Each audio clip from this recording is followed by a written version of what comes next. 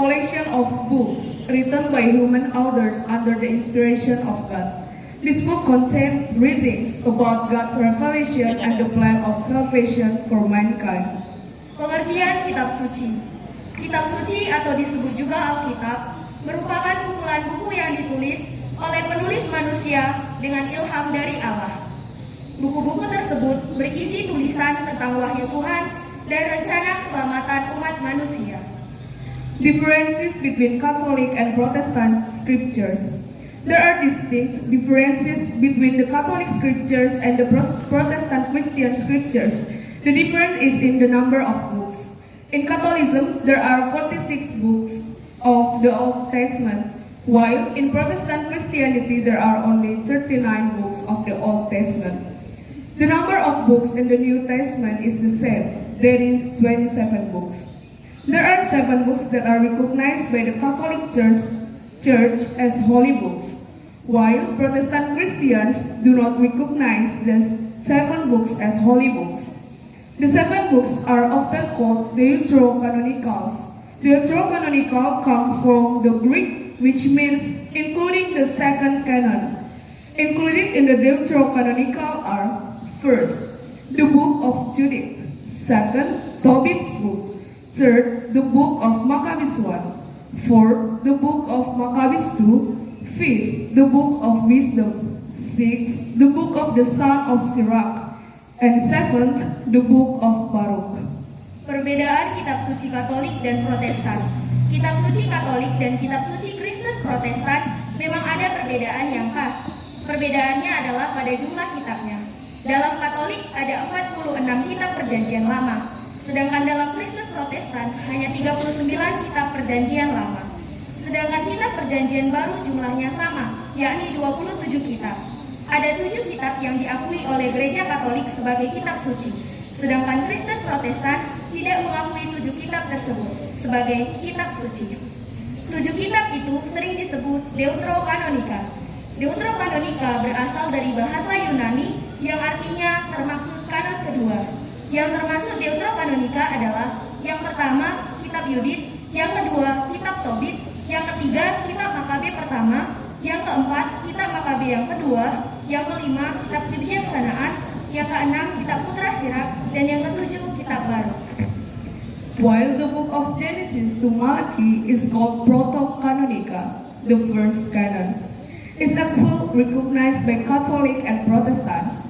Regarding the content and its translation into Indonesian, there is no difference, as is the case with the New Testament.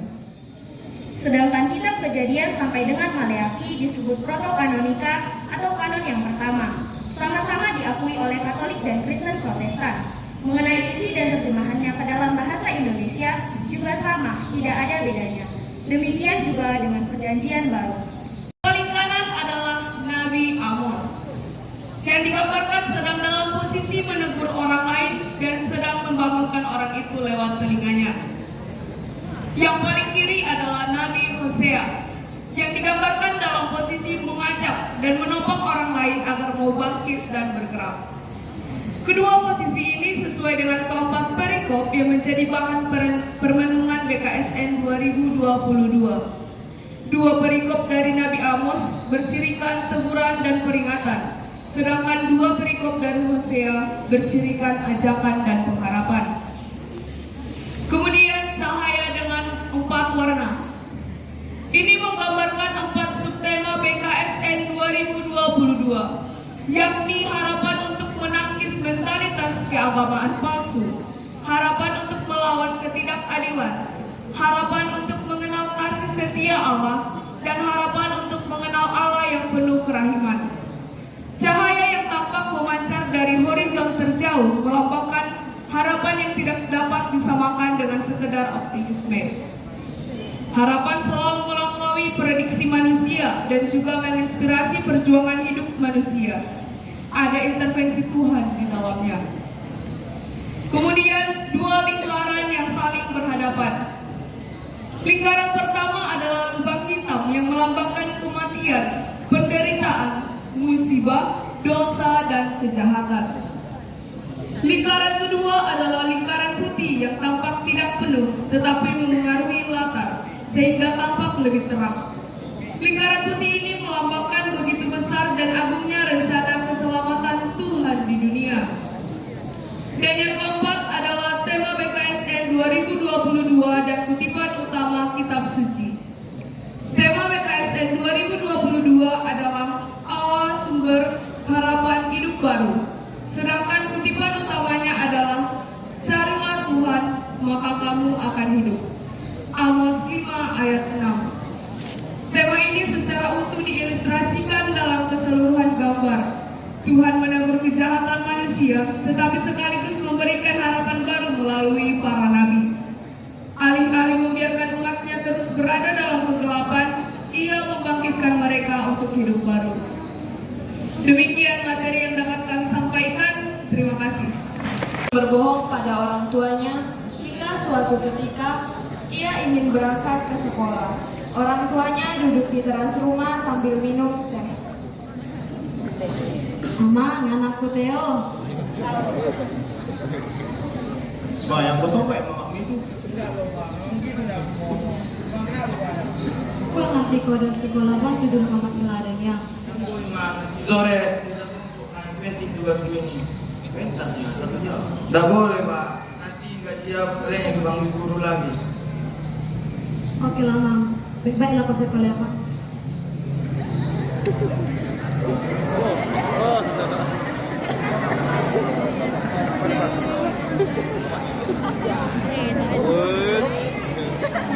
Pakai lampu alik ya. Theo pun berangkat ke sekolah dengan sepeda motor yang telah dimodifikasi dengan suara dan bentuk yang aneh. Sebelum ke sekolah, ia menjemput pacarnya di depan rumah. Mak.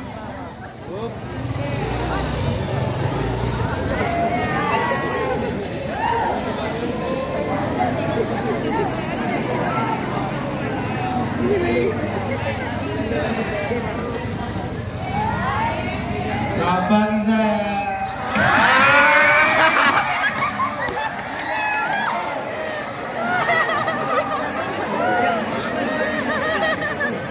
Mana sih?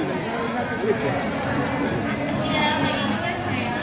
Kita lama banget sih datangnya. Biasa ada serang sama. Nah, saya yang kembangnya.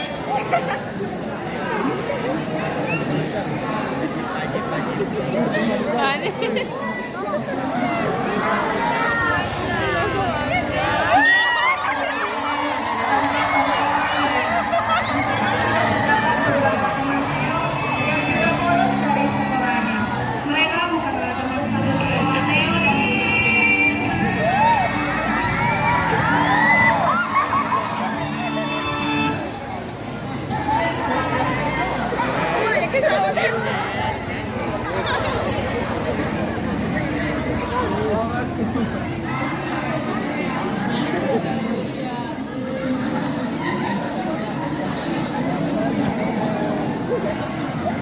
Selamat pagi, boy.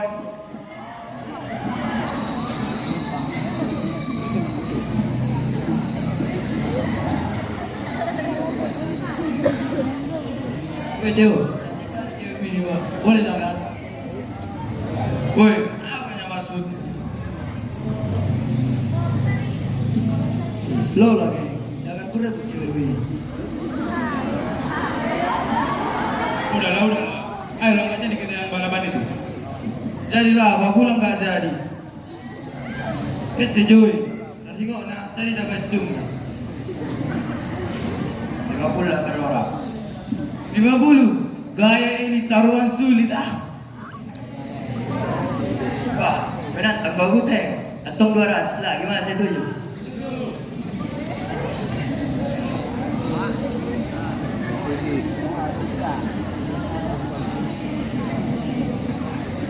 Apa black 20 meter.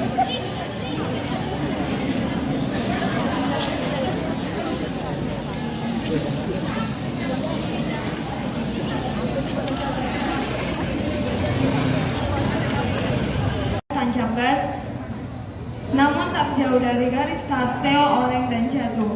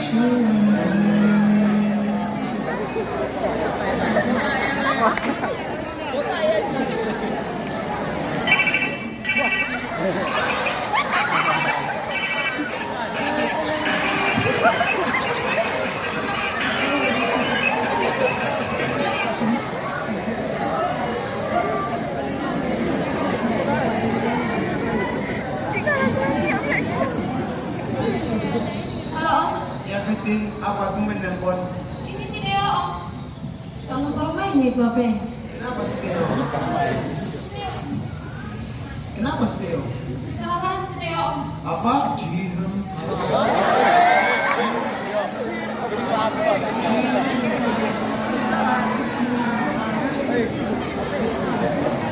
Kenapa kamu dibilang Pak? Teo kecelakaan.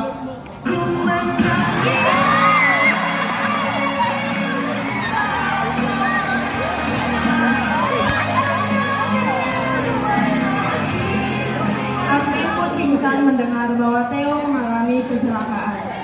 Setelah sadar, mereka langsung menuju ke rumah sakit.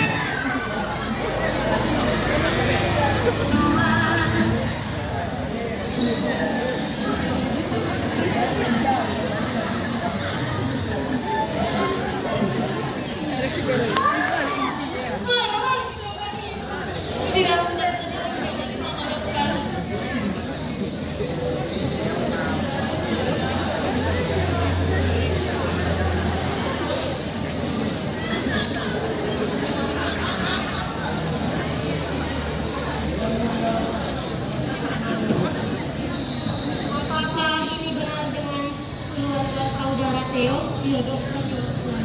Gimana keadaan anak kami? Saudara Theo, luka di sekujur tubuh Theo terjadi benturan yang keras sehingga kaki Theo tidak dapat digerakkan atau bisa dikatakan lumpuh sementara.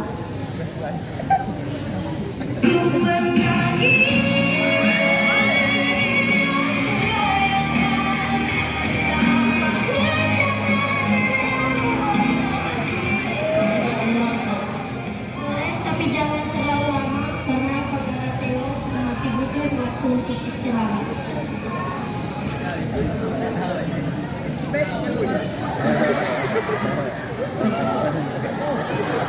Beberapa hari di rumah sakit, Theo merasa bosan. Teman dan bahkan pacarnya tidak pernah menjenguknya. Dia merasa bahwa mereka semua telah menjauh karena kondisinya yang sekarang.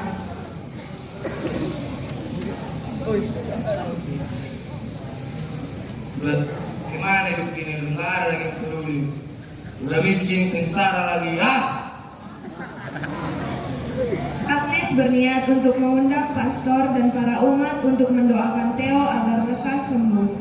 Keesokan harinya, acara doa bersama pun dilakukan di rumah sakit.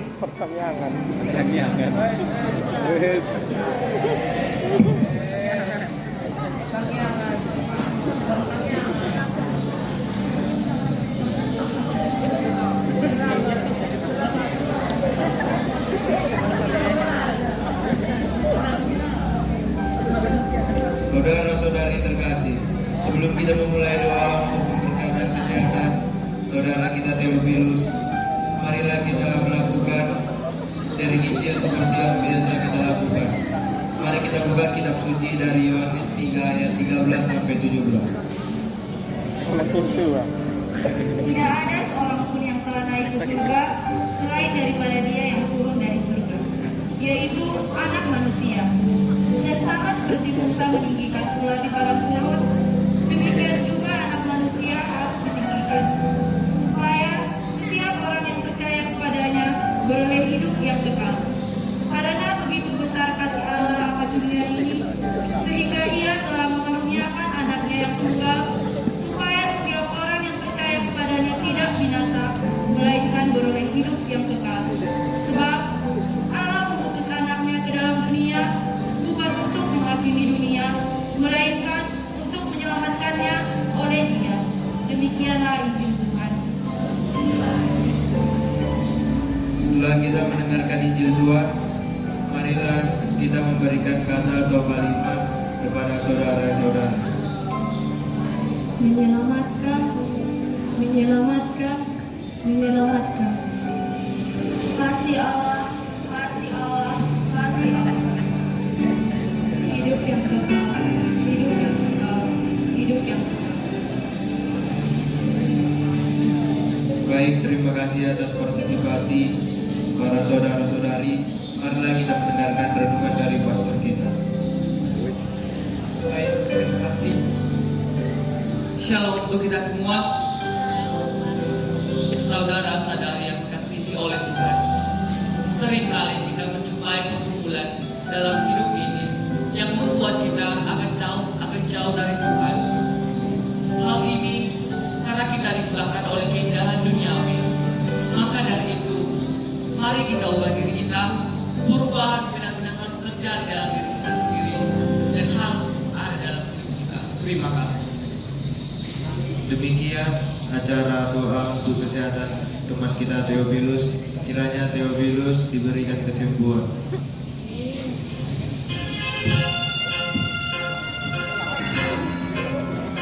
Salam damai, salam damai,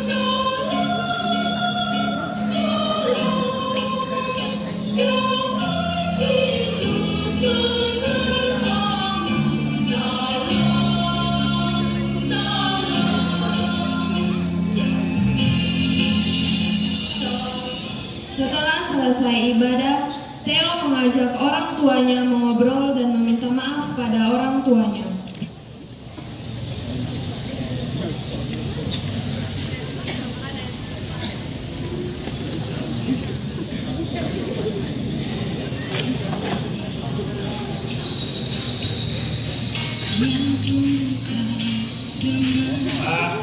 Pak, Bapak mau suami itu banyak kali dan tinggalkan masyarakat.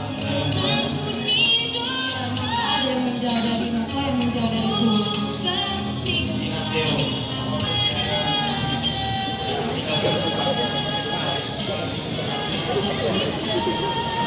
Ya Pak, sekarang udah tahu mana peduli saat aku. Mana yang peduli?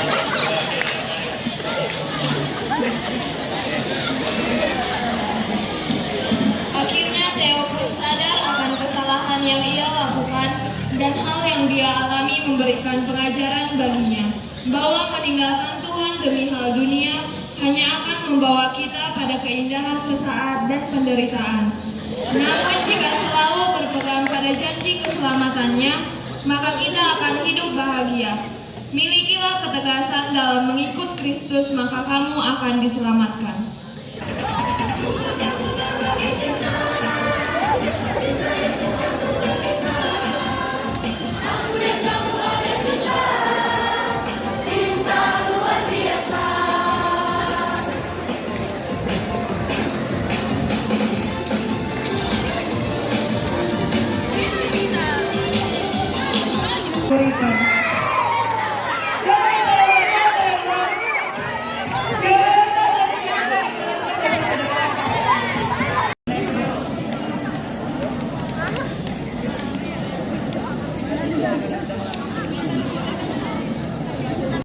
Injil apakah yang hanya terdiri dari 16 pasal? Siapakah dalam perjanjian baru yang berbicara tentang seseorang yang diangkat ke tingkat ketiga dari surga?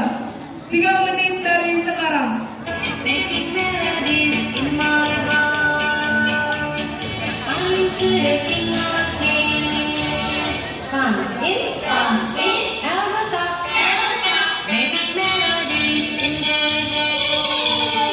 Allah sumber harapan hidup baru. Bulan Kitab Suci Nasional itu berasal dari Keprihatinan Lembaga Biblika Indonesia bahwa Kitab Suci merupakan dasar iman Katolik. Tidak hanya Kitab Suci, ada juga tradisi gereja dan magisterium gereja, yaitu kuasa mengajar gereja. Oleh sebab itu, Gereja Katolik menetapkan bulan September itu sebagai bulan Kitab Suci Nasional.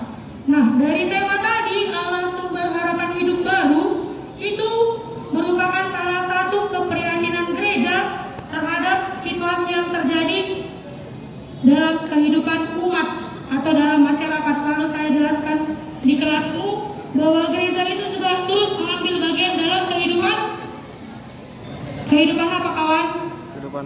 Kehidupan bermasyarakat, kehidupan umat. Nah, keprihatinan yang diambil pada bulan Kitab Suci Nasional tahun ini yaitu tentang apa? Tentang apa tadi yang sudah dijelaskan? Tentang hidup baru yang mau ditekankan, bahwa selama pandemi corona tadi kita mengalami hidup yang baru, ya kan? Mulai dari social distancing, lockdown dan lain sebagainya. Itu adalah hidup baru yang kita jalani dalam kehidupan kita. Nah, situasi itu juga terdapat ketidakadilan di dalamnya. Ketidakadilan itulah maka diangkatlah Nabi Amos dan Nabi Hosea dalam bulan Kitab Suci Nasional tahun ini. Nabi Amos itu menekankan tentang ketidakadilan atau keadaan sosial pada perjanjian lama. Nah, itulah yang mau diangkat pada saat ini, di situasi kita yang saat ini, bagaimana kita mengalami keadaan sosial yang ketidakadilan itu kita alami dalam hidup kita sehari-hari. Kemudian ada Nabi Hosea. Nabi Hosea itu sangat melihat hubungan antara relasi bangsa Israel dengan Tuhan. Nah, itu juga yang mau kita terapkan pada saat ini. Bagaimana pada saat ini kita yang mengalami ketidakadilan, tetapi juga hubungan dan relasi kita dengan Tuhan tetap baik adanya. Itu dia. Kemudian tadi mereka menjelaskan antara kitab perjanjian lama, Deuterokanonika, dan kitab perjanjian baru. Mengapa orang Katolik mengambil Deuterokanonika sebagai kitab suci? Karena bisa kita lihat di dalam Yohanes itu ada tertulis mengenai hari raya penghabisan baik Allah, yang dimana tidak terdapat dalam kitab perjanjian lama selain di kitab Deuterokanonika, yaitu 1 dan 2 Makabe. Di sana diceritakan mengenai penghabisan baik Allah. Kemudian juga ada lagi mengenai doa yang tidak bertele-tele. Dalam Matius kita lihat bahwa Yesus mengajarkan tidak usah berdoa yang bertele-tele, dan itu terdapat dalam kitab Deuterokanonika, Yesus bin Siap, tertulis di sana. Makanya akhirnya Gereja Katolik menetapkan bahwa Deuterokanonika itu merupakan bagian dari kitab suci yang tidak dapat dipisahkan. Kemudian juga dari kitab-kitab Deuterokanonika, Yesus dan para rasul juga mengambil dan mengutipnya pada saat mereka berkarya hidup bersama. Kemudian dalam suratnya juga Rasul Paulus mengutip dari kitab Deuterokanonika. Ada beberapa poin dalam surat Roma yang dikutip oleh Rasul Paulus dan dituliskan. Itu diambil dari kitab Deuterokanonika. Itu sebabnya Gereja Katolik mengambilnya sebagai bagian dari kitab suci, di mana Deuterokanonika itu sebenarnya termasuk dalam perjanjian lama, tetapi dipisahkan sebagai kitab tambahan karena di kitab Deuterokanonika itu ada peralihan dari perjanjian lama ke perjanjian baru. Itu dia. Bisa sampai di sini? Ada kira-kira pertanyaan yang kurang jelas? Tidak ada? Baik, saya serahkan kepada Kak Ibu. Kira-kira ada pertanyaan, ada tambahan Pak? Tadi kelas 11 IPA 2 telah menjelaskan dengan baik sekali tentang bulan kitab suci dengan tema utama tadi apa? Allah sumber harapan hidup baru.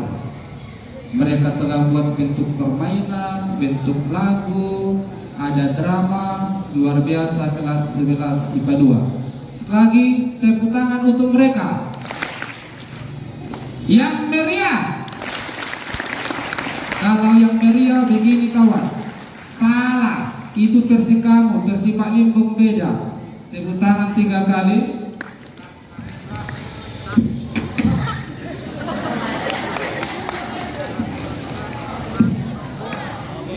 Tepuk tangan yang meriah.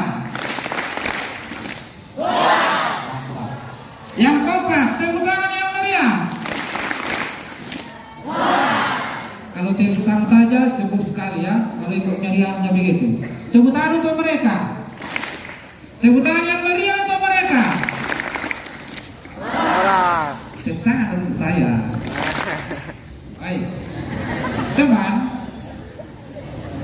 bulan kitab suci dirayakan setiap tahun, setiap bulan September. Tadi memang mereka telah jelaskan mengapa bulan September, kenapa bukan bulan Januari, Februari dan selanjutnya. ada dua alasan.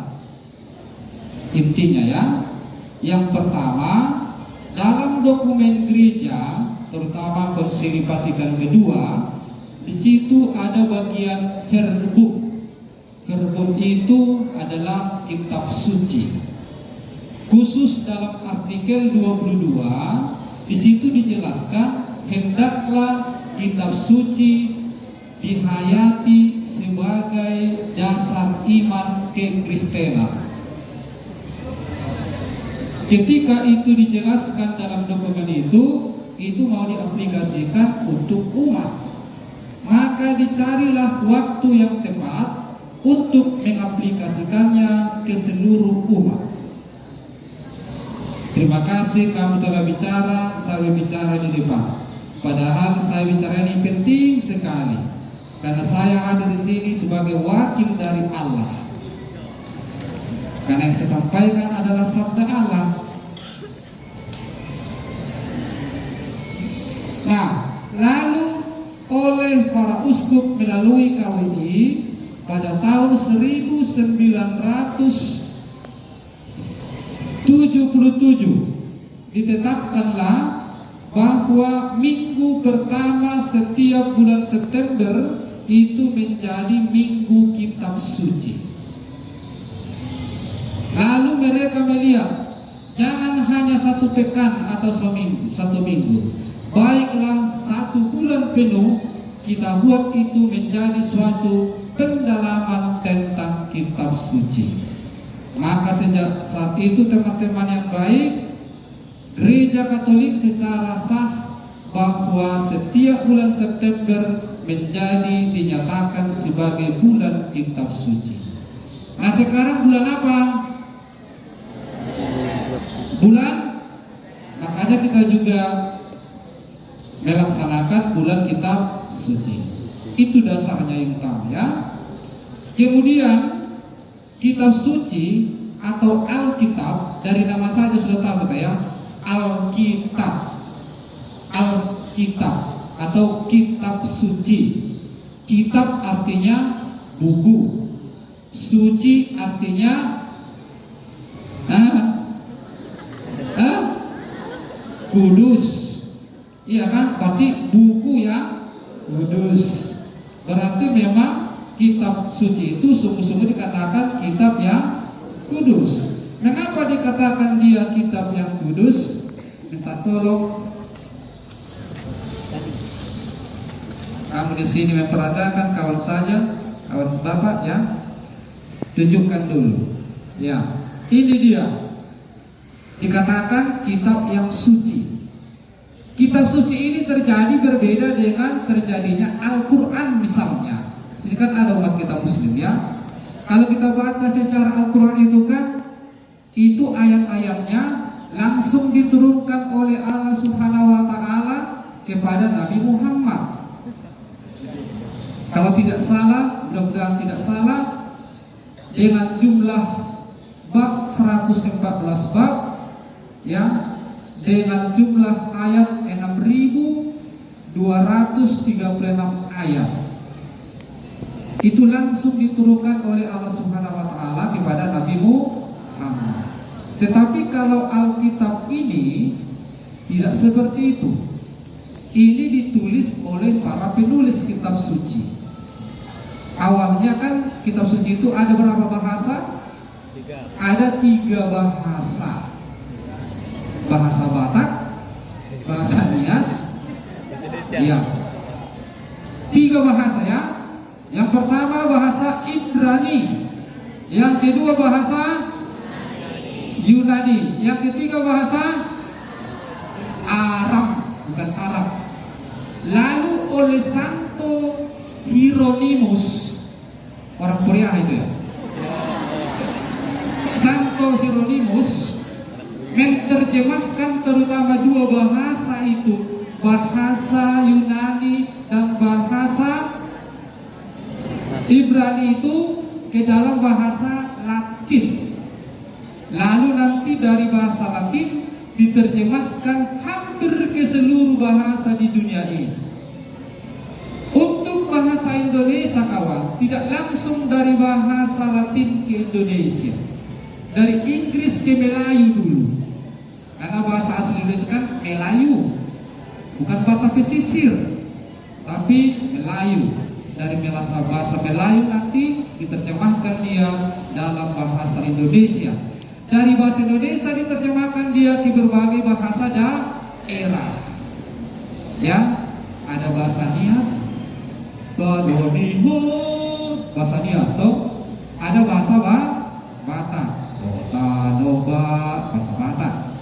Dan hampir ke seluruh bahasa daerah. Tujuannya apa? Supaya setiap orang bisa mengenal kitab suci dalam bahasa ibunya, bahasa ibu, bahasa daerah, ya kan? Baik, kembali ke bulan kitab suci. Tadi Ibu Pravia sudah menjelaskan, khusus tahun ini ada 2 orang tampil sebagai pengkhotbah atau penterjemah atau sumber dari inspirasi tema kitab suci. Siapa itu? Nabi Amos, bukan si Amos ini. Masih Amos. Bukan si Amos ini. Amos dan Hosea. Siapakah itu Amos? Amos itu adalah seorang peternak domba di daerah Bethlehem, berarti arah Sarudik ini.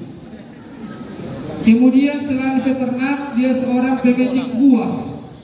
Dia hidup sekitar tahun 700 sampai 750 sebelum Masehi. Sebelum Masehi maksudnya sebelum Yesus lahir.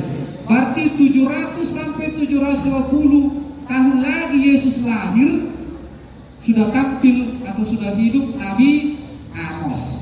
Berarti bukan Amos kamu.